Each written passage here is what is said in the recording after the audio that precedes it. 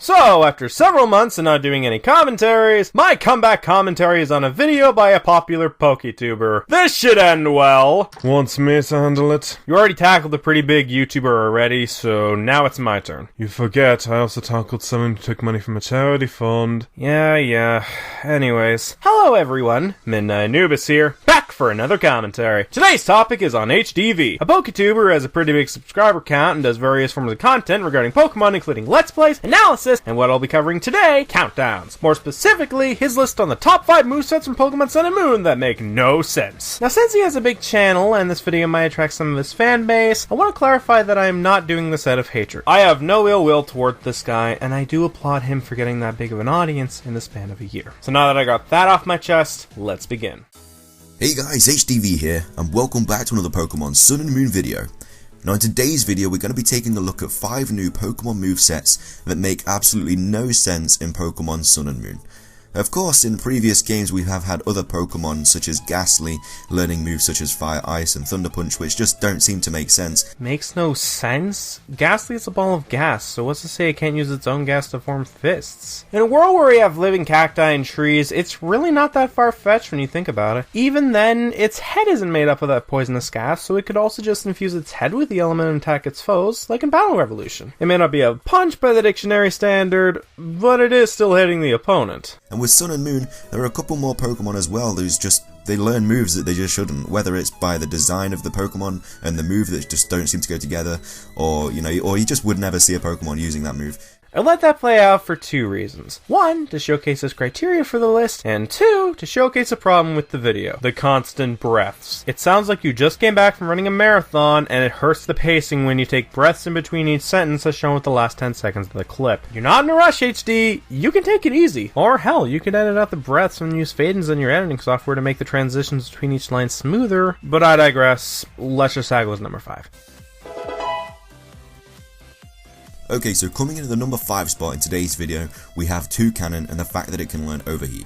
Now, before we get into any arguments, I understand the fact that Toucannon's beak does, give off heat, hence why he can learn Beak Blast, and if you hit him whilst he's using Beak Blast and you get burnt, I understand that, that's fair enough, life happens. But the fact that it can earn Overheat is, using Overheat is when you literally, the Pokemon just engulfs flames from its, mouth and, just fires them at from its body and just fires them at its opponent. And this is a bird, and it's not a fire type bird, it's just a normal and flying type bird. So unless this bird can literally spit fire from its, body and literally create flames in its body. Which it can, as evidenced by the fact it can use Beak Blast, which requires Toucannon to heat up its own beak, and if you hit it while charging, it will inflict the burn status on your Pokemon, which means the heat it's generating must be a lot, otherwise it wouldn't be inflicting burns through mere contact. Outside of that, this entry presents another problem, and it's a recurring one: your lack of research on the Pokemon's origin/inspiration. Now, I know some may argue that it's pointless for a list like this, but as I will soon demonstrate, it actually somewhat debunks his argument here. Toucannon, as the name implies, is based off a toucan and a cannon. Cannons require heat in order to launch the cannonballs at fast speeds and at a large distance. So with all that said, is the idea of Toucannon using overheat really out of place now, when Toucannon itself can generate heat? I rest my case. I can't really see how it can learn Overheat. Like I said, I understand that its beak gets hot,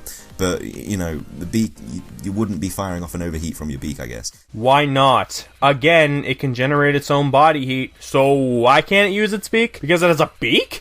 Yeah, Blaziken, Moltres, and Talonflame would like to have a word with you about that. Anyways, I'm gonna skip his Alolan Ductrio segment, because while there is evidence to support that the Diglett line has speed thanks to the Mystery Dungeon games, it's not canon to the main series, and truth be told, not even the original Alolan Ductrio could help me counter his point in that entry, aside from maybe using its hair to attack, so screw it. Number 3, stopping you right there. What?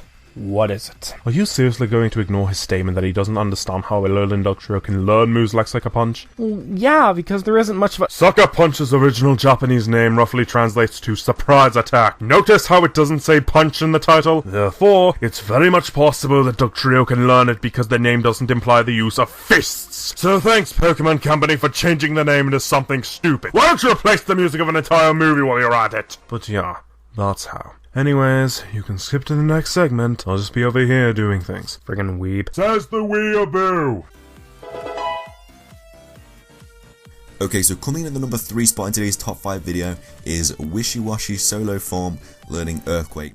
Yes, it's solo form, aka the form it takes when it's at about 25% health or lower after level 20, aka the form that doesn't appear in battles that often when compared to its school form. Oh, this is gonna be fun. Now, this one is kind of just on the list just because it's just funny, like, how it can learn Earthquake. Like, this little fish with its awful stat total of 175 can learn a move like Earthquake where you shake the ground and literally, you know, attack your opponent by just shaking the ground really hard. Laughable? Yes. Impossible? No. Even if it won't do much damage to its opponents, it's still possible for even a light Pokemon like Solo Form Wishy-Washy to create an Earthquake, largely because an Earthquake is pretty much a rumble on a destructive scale. All Wishy-Washy Solo Form is doing is just creating a tiny rumble in the area. Hell, that low attack stat in its Solo Form backs me up on that. Again, it's laughable, but for a list about movesets that make no sense, laughable does not equal impossible/improbable. Okay, so coming in at the number 2 spot in today's top 5 video is Delmise, and the fact that it can learn Surf. Now, before we begin, I know that this Pokemon is based off an anchor. Wow! I didn't know anchors came with ship wheels attached to them! You've certainly come a long way. Which are obviously put underwater and stuff like that. But, yeah, that's kind of it. Like, at the end of the day, it's like anchors are just like metal things that don't really, apart from like when they're outside of water, they don't really do anything. You know what I mean? Like, just looking at the design of Delmise, it doesn't look like something that could summon water. It's a ghost and grass type Pokemon with loads of steel moves. It doesn't look like something that has anything to do with water, just apart from the fact that it is based off an anchor. Yeah, no. I joked about this a few seconds ago, but now's the time to be serious for a moment. Delmise's main body is the seaweed. That's what's controlling it. It's not based off an anchor. Oh, you see the freaking ship wheel in the footage you yourself are using here. I could also point out that it could be a reference to ghost ships, which would further validate the reason it has surf, but I'm going to focus on the seaweed for a moment because I think that helps my case here. Seaweed comes from the sea. That is what is keeping this Pokemon together, and that is what also controls it. So given the fact that Delmise's main body comes from the sea, and there's also a reference to ships as evident by the anchor and ship wheel, is it really that impossible/improbable for Delmise to have it? Especially since while on the sea, ships encounter powerful waves of water, which is basically surf all the time? I don't think so. Since the rest of his segment can be debunked with the previous explanation, I'm going to skip to his number 1. Okay, so finishing things off and claiming the number 1 spot in today's top 5 video is Drampa and the fact that it can learn Fly. Now, I understand that this is a dragon Pokemon, but when you look at the design of Drampa, it doesn't look like something that's going to be flying in the air anytime soon. It's based off a Chinese dragon, which didn't have wings, but could still fly because of their magical powers. That's it. It's right there on Bulbapedia. And even outside of that, a simple Google search would show you what Chinese dragons look like. And I know you later argue it doesn't make sense because it has a long flailing neck and wouldn't support it, but again, Chinese dragons can still fly without wings, and those things are long as heck based on these images. Hell, look at Pokemon like Dragonite. Different origins, yes, but its wings shouldn't be able to support that big body, and yet it can. Why? Because dragons are mythical creatures and have properties to them that defy real-world logic. Since the rest of the video is basically his ending, I will cut the video off here. Final thoughts?